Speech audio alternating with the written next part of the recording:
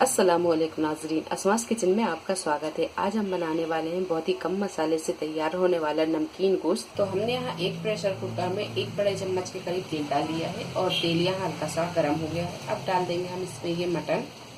तो यहाँ मटन को तेल में भूनने के बाद में अब डाल देंगे इसमें अदरक और लहसुन का पेस्ट। तो हमने यहाँ 1 टेबल स्पून अदरक और लहसुन का पेस्ट लिया है, ये डाल देंगे। अदरक और लहसुन को भूनने के बाद में अब डालेंगे हम इसमें ये काली मिर्च और नमक। तो हमने यहाँ 1.5 टेबल स्पून काली मिर्चों का पाउडर लिया है और 1 चम्मच नमक लिया है। यह नमक आप अपने स्वाद के अनुसार भी ले सकते हैं। तो ये डाल देंगे। 3 से 4 हरी मिर्च को हमने यहाँ ये बड़े बड़े पीसों में काट लिया है, इसे भी डाल देंगे।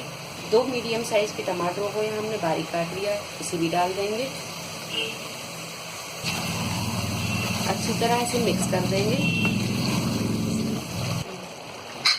तो अब यहाँ लगा देते हैं हम इसका ढक्कन और 3 से 4 सीटी आने तक हम इसे पका लेंगे, या तब तक पका लें जब तक कि आपका मटन अच्छी तरह गल नहीं जाता। तो गैस के फ्लेम को हम यहाँ फुल पर रखेंगे और फुल फ्लेम पर हम एक प्रेशर आने देंगे। उसके बाद हम गैस को मद्दा कर देंगे और फिर इसे मध्य गैस में हम इसे पकने देंगे। ये मटन अच्छी तरह गल चुका है।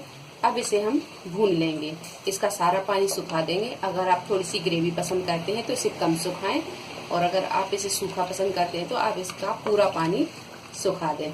तो यहाँ हमने ये मटन को अच्छी तरह भून लिया है और इसका आधा पानी सूख चुका है और बाकी पानी की ये ग्रेवी बन गई है। अब हम इसमें डाल देंगे थोड़ा सा घी। अगर आप चाहें तो इसमें बटर भी डाल सकते हैं।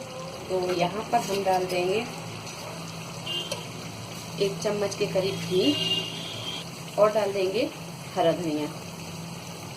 मिक्स कर लेंगे।